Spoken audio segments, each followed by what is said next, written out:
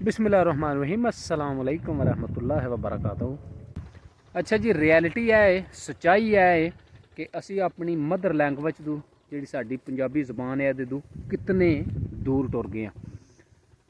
क्योंकि second international Punjabi conference जी है लाहौर च 3 दिन जोड़ा ना हुई है। 18, 19 ते 20 3 ध्याड़े जोड़ा ना कॉन्फ्रेंस आई तो पूरी दुनिया तो जोड़ा ना पंजाबी आए हैं। लैंदे वाले पंजाब जू समझो साढ़े वाले पंजाब जू भी जोड़ा ना बाहर के मुल्कों जू समझो कैनेडा, अमेरिका तो न्यूजीलैंड, इंग्लैंड और भी बहुत ज़्यादा समझो देशों जू जोड़ा ना वो इस कॉन्फ्रेंस पंजाबियों ने शिरकत की है। तो वो जो पता यह लगा कि असी जोड़ा ना खासकर समझो लैंदे वाले पंजाब वाले कितने दूर टुर गए अपनी लैंग्वेज तो दिन ब दिन कंटीन्यूसली असी जोड़ा ना एदे तो दूर जा रहे हैं। अगे मैं वीडियो एक बनाई है speak Punjabi, read Punjabi, right Punjabi.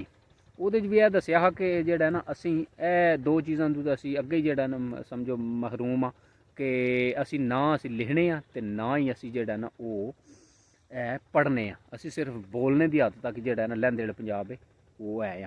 तो चढ़ते वाले पंजाब वाले जोड़ा ना वो तो सारा समझो रीड भी, राइट भी, लिखते भी समझो उन्होंने दफ्तर समझो दफ्तर सारी जोड़ा जिथे भी तुम जाओ लैंदे वाले चढ़ते वाले पंजाब वो पंजाबी तो नज़र आवे दी। खासकर साड़ी जोड़ा ना लैंदे वाला समझो ये आबादी भी ज़्यादा है तो उंज भी जोड़ा ना इत्थे समझो पॉपूलेशन भी जोड़ा ना बहुत ज़्यादा है। तो रकबे के लिहाज नाल भी साडा पंजाब जोड़ा ना लैंदे वाला वो वड्डा है। तो उस दे बावजूद असी स्टिल जोड़ा ये दूर जोड़ा ना वो जा रहे हैं अपनी ज़बान दिन ब दिन छड्ड के। क्योंकि ज़बान कोई भी नहीं भैड़ी होंदी, क्योंकि इंग्लिश जी है वो भी सीखनी चाहिए, उर्दू भी सीखनी चाहिए। बहरल घट तो घट जोड़ा ना सानू घर जी लैंग्वेज जी है वो पंजाबी बोलनी चाहिए। तो उस इंटरनेशनल कॉन्फ्रेंस जी वो पता यह लगा एक वीडियो मैं तकी पहले दिन जोड़ा ना वीडियो अपलोड हुई हुई हली मैं तकी दूसरी हली तकनियां तो वो पता यह लगा कि साड़ी हिस्टरी जोड़ा ना वो है कि साडा जोड़ा बाबा फरीद है समझो पंजाबी का शायर वो 12वीं सदी जोड़ा ना बाबा फरीद होया तो उन्हें जोड़ा ना वो समझो शायरी की। जोड़ा इंग्लिश तो नू पता है जोड़ा इंटरनेशनल इस टाइम लैंग्वेज है हर बंदा ही सीखता है, सीखनी भी चाहिए ज़ाहिर है। तो उन्हों का जोड़ा ना शायर होया शेक्सपीयर वो 14वीं सदी जोड़ा ना वो शायर होया। यदा मतलब पंजाबी का जोड़ा शायर है वो दो सदियाँ समझो इंग्लिश का जोड़ा शायर होया वड्डा शायर होया समझो पुराना। तो साडा बाबा फरीद जोड़ा ना वो पहला शायर होया समझो तो पुराना। इंग्लिश का भी समझो मेरे ख्याल पहला शायर है तो पुराना। 14वीं सदी का शेक्सपीयर तो बाबा फरीद जोड़ा वो समझो 12वीं सदी का जोड़ा ना साडा पंजाबी का शायर होया।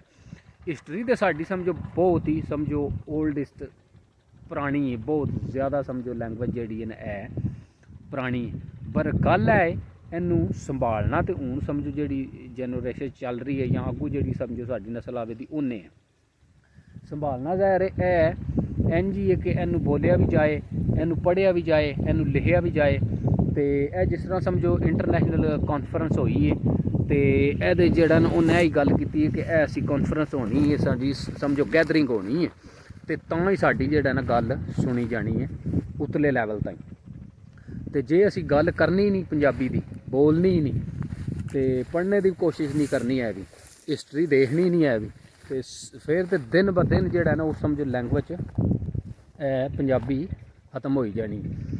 तो गल है कि तुसी जोड़ा ना पंजाबी जी लैंग्वेज है जे देखो यदी हिस्टरी तो बाबा फरीद समझो 12वीं सदी का साडा शायर होया।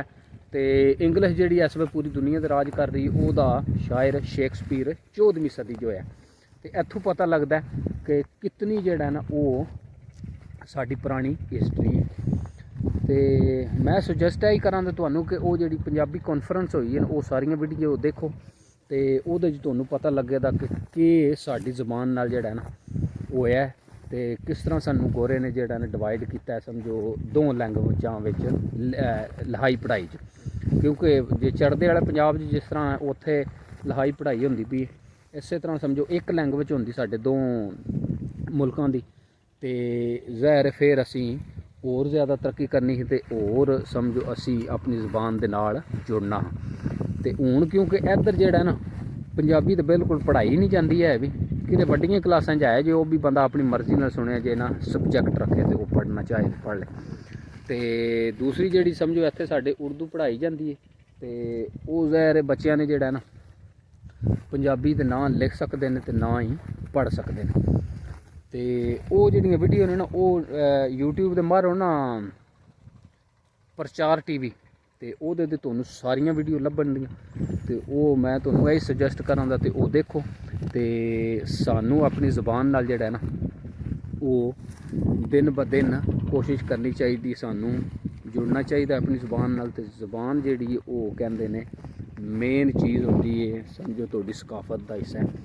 ਜੇ ਉਹ ਜ਼ੁਬਾਨ ਤੁਹਾਡੀ ਸਮਝੋ ਨਹੀਂ ਰਹੀ ਤੇ ਉਹਦੇ ਤੋਂ ਤੁਸੀਂ ਦੂਰ ਟੁਰ ਗਏ ਹੋ, ਤੇ ਫਿਰ ਤੁਸੀਂ ਦਿਨ ਬ ਦਿਨ ਸਮਝੋ ਬਿਲਕੁਲ ਹੀ ਆਰਸ਼ਾਈ ਆਪਣੀ ਸਕਾਫਤ ਆਪਣਾ ਕਲਚਰ ਉਹ ਆਰਸ਼ਾਈ ਤੁਸੀਂ ਇੱਕ ਦਿਨ ਖੜਾ ਬਹਿੰਦੇ ਹੋ। ਤੇ ਮੈਂ ਤੁਹਾਨੂੰ ਇਹ ਸੁਜੈਸਟ ਕਰਾਂਗਾ ਕਿ ਉਹ ਵੀਡੀਓ ਜਿਹੜੀਆਂ ਨੇ ਨਾ ਉਹ ਪੰਜਾਬੀ ਕਾਨਫਰੰਸ ਇੰਟਰਨੈਸ਼ਨਲ ਦੀ ਉਹ ਲਾਜ਼ਮੀ ਦੇਖੋ, ਕਿਉਂਕਿ ਉਹ ਵੀਡੀਓ ਵਿੱਚ ਸਮਝੋ ਤੁਹਾਨੂੰ ਪਤਾ ਲੱਗੇਗਾ ਸਾਡੀ ਹਿਸਟਰੀ ਕੀ ਹੈ, ਸਾਡੀ ਜ਼ੁਬਾਨ ਜਿਹੜੀ ਹੈ ਉਹ ਕਿਤਨੀ ਸਮਝੋ ਤੇਜ਼ੀ ਨਾਲ ਹੁਣ ਦਿਨ ਬ ਦਿਨ ਸਾਡੀ ਆਬਾਦੀ ਬੋਲਣੇ ਵਾਲੀ ਸਮਝੋ ਘਟ ਰਹੀ ਹੈ। ਗਲੀ ਹੋਂਦੀ ਮਦੀਨੇ ਦੀ ਟੁਰਨ ਦਾ ਤਾਂ ਮਜ਼ਾ ਆਉਂਦਾ, ਗਲੀ ਹੋਂਦੀ ਮਦੀਨੇ ਦੀ ਟੁਰਨ ਦਾ ਤਾਂ ਮਜ਼ਾ ਆਉਂਦਾ, ਉਹ ਬਾਗੋਂ ਦੇ ਖਜੂਰਾਂ ਦੇ ਫਿਰਨ ਦਾ ਤਾਂ ਮਜ਼ਾ ਆਉਂਦਾ, ਏ ਸੀਨਾ ਮਿੰਬਰ ਨਾਲੋਂ ਦਾ ਸਬਜ਼ ਗੁੰਬਦ ਦੀ ਛਾਂ ਹੁੰਦੀ, ਏ ਸੀਨਾ ਮਿੰਬਰ ਨਾਲੋਂ ਦਾ ਸਬਜ਼ ਗੁੰਬਦ ਦੀ ਛਾਂ ਹੁੰਦੀ, ਅਸਾਂ ਮੁੱਦਤਾਂ ਦੇ ਸਿੱਖਦਿਆਂ ਨੂੰ ਠਰਨ ਦਾ ਤਾਂ ਮਜ਼ਾ ਆਉਂਦਾ, ਮਰਨ ਤੂੰ ਮੈਂ ਨਹੀਂ ਡਰਦਾ, ਇਹ ਮੌਤ ਇੱਕ ਦਿਨ ਤੇ ਆਉਣੀ ਏ, ਮਰਨ ਤੂੰ ਮੈਂ ਨਹੀਂ ਡਰਦਾ, ਇਹ ਮੌਤ ਇੱਕ ਦਿਨ ਤੇ ਆਉਣੀ ਏ, ਕਬਰ ਹੋਂਦੀ ਬਕੀ ਦੇ ਵਿੱਚ ਮਰਨ ਦਾ ਤਾਂ ਮਜ਼ਾ ਆਉਂਦਾ, ਗਲੀ ਹੋਂਦੀ ਮਦੀਨੇ ਦੀ ਟੁਰਨ ਦਾ ਤਾਂ ਮਜ਼ਾ ਆਉਂਦਾ।